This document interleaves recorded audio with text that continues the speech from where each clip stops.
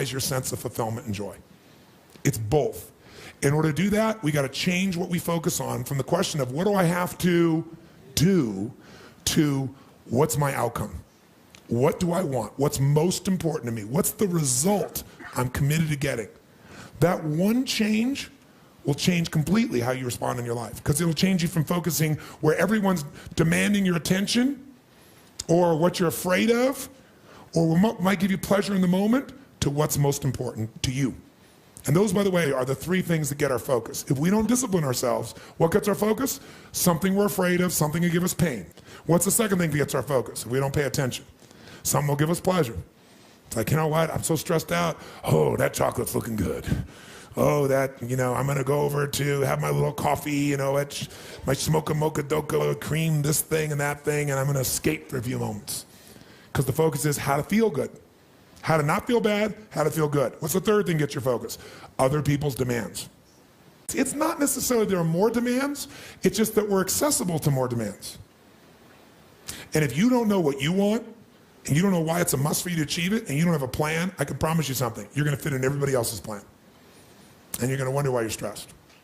And you're gonna wonder why I'm not fulfilled. What is time? How do you know when it's a long time, or how do you know when it's a short time? It's not because it's 10 minutes or 10 hours. How many have been in 10 hours and time flew because you loved what you're doing, didn't have any sense of time whatsoever? How many have had that experience? Say aye. How many have had 10 minutes feel like 10 years you want to kill somebody to get out of the situation? So what is time? Time is emotion. Got to remember that time is emotion. What you're really managing is emotion. Another word for that would be meaning or fulfillment. Focus is power, but you got to take it. Take it back. Take back that power. And you got to know when you do have that focus, how to chunk it, how to group it so you're not overwhelmed. Let me show you how to make it simpler. When mass information's coming at you, you get overwhelmed. Most of us are great deletion creatures. We delete most of life. Right now, there are millions of things around you could be focusing on, thinking about, giving meanings to, making decisions about what to do. Millions. And when you think about what it's going to take to do something, usually it takes a lot, and you're not going to want to do it. So I'll do it when? Later. As my Australian friends would say, later.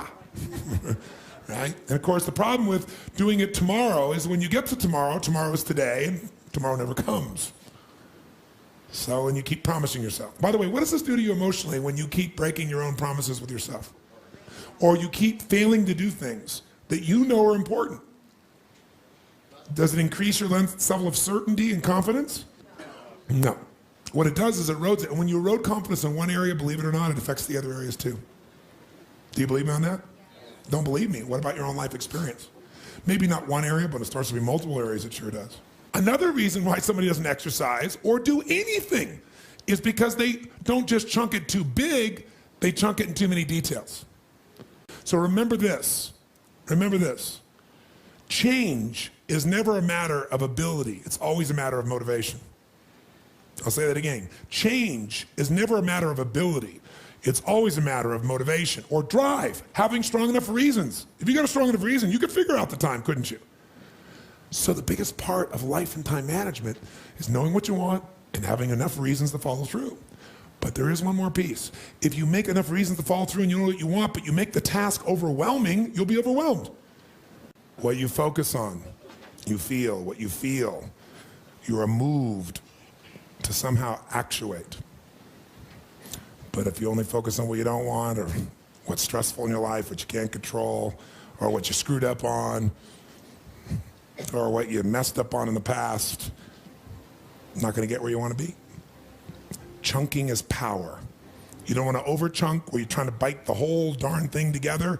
You also don't want to under-chunk where you make a million pieces of something. What is chunking? It's taking all that's coming at you and putting it into idealized size groups that your mind can handle. See, science has proven the human brain, consciously, we can only handle what they call 7 ± 2 chunks of information. It's a term that they describe in science, that human beings can only handle 7 ± 2 chunks of information at one time.